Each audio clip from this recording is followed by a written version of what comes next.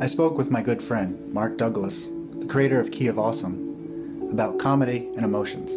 Here's part of that conversation. I'm producing a miracle, and part of that is to get a bigger portion of our society and culture to find their inner assholes, to get people to look at their asshole in the mirror, metaphorically. Okay, all right. Calling it the opening ceremonies of the Golden Age. The heart opening ceremonies, each focused on a different energy chakra.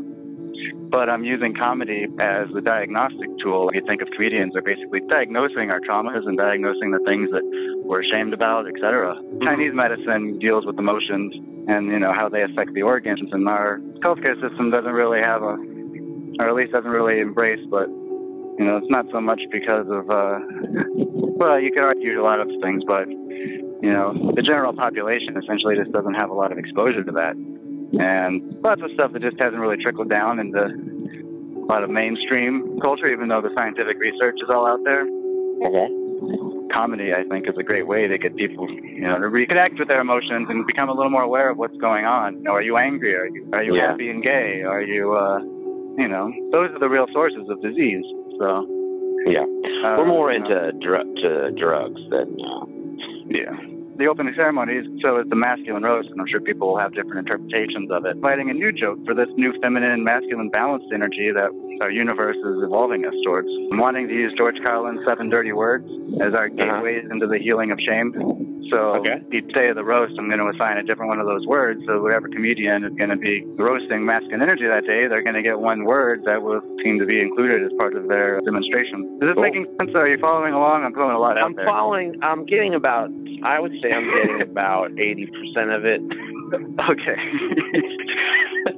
The energy waves and stuff, you're losing me a little bit, but I'm trying to hang on here, buddy. So there was a study, and this took place in Washington, D.C., where this guy, he's a big proponent of transcendental meditation. He was a quantum physicist, and they did this study where enough people meditate on loving kindness that you can affect your immediate environment, the localized energy fields of your physical environment. So they did the study in D.C. where they got a bunch of transcendental meditators together, and they raised their energy vibration, and they monitored crime rates being lowered and things like that throughout the entire city. You know who does TM every day? He's a big proponent of transcendental meditation is Jerry Seinfeld. Oh, really? I know that. Yeah. And there's a company out of Colorado called HeartMath, and they basically monitor the energy fields that are at play here. They basically monitor the coherence of the planet, and it has to do with magnetic fields being in resonance or not. But these are basically scientific phenomena that are now actually, we can look at and study. So I'm wanting to also do things like use them to monitor that energy and create this feedback loop where people are starting to get a little more aware of their emotions, essentially. So I'm wanting comedians to put their insights into all of this, but also making it appealing, to the masses, because that's what comedians have been doing. I mean, they're the people that have emotionally been our healers in the past when, that was our only way of really getting insights into our own psyches.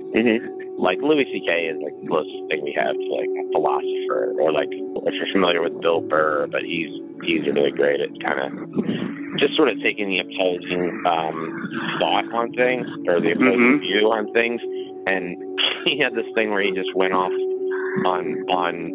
he said he didn't really see what the big deal with Steve Jobs was, and everybody was like, what? And then by the end of it, you were kind of like on his side. But yeah, I love shit like that, and I think that there's not that many jobs that people have that, are like that. Their job is to stand up and say, hey, you know what's wrong? This or this.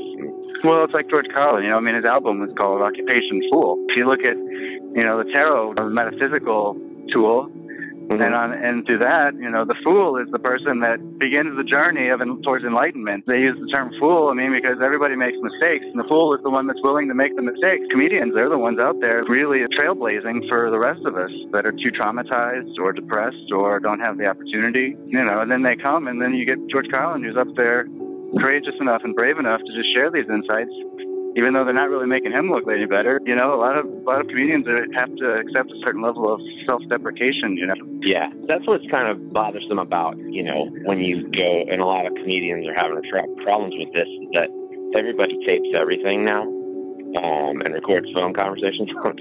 But everybody records everything now, so like when comics go up and just want to fuck around and try some new stuff and, you know, maybe cross the line and, you know, find out if a joke went over the line, it's people are filming it and then they'll upload it to YouTube, and it's like, God, that wasn't done.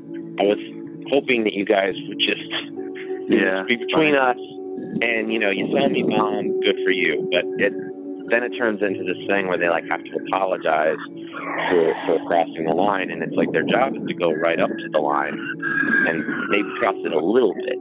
But yeah, so it's harder to, like, you know, everybody's, I don't know, so sensitive now. So it's even more of a risk, you know, for some of these guys to go out there and do the things they do, because it doesn't always go over well. It's like when the jester bombs, the king, you know, opens up a hole in the floor and he gets eaten by lions. Yeah, but if you look at the bigger picture of society, look how blessed a comedian is to have that privilege to make the mistake. I mean, a politician would be able to get away with that. Totally. You know? So look at where we would be without the comedian, because the politicians would be running the show. Yeah, and because, you know, Brian Williams, when he lies, he's fucked. Yeah. Thank you, Mark.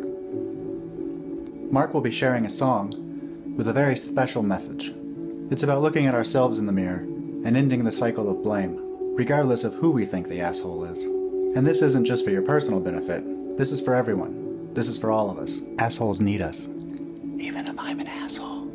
I'd just like to say, I'm trying to stay loose with this and let my intuition guide me. When listening back to the conversation with Mark, I realized what I said about transcendental meditation might not be the best description. So I encourage any TMers to help enlighten us. Thank you.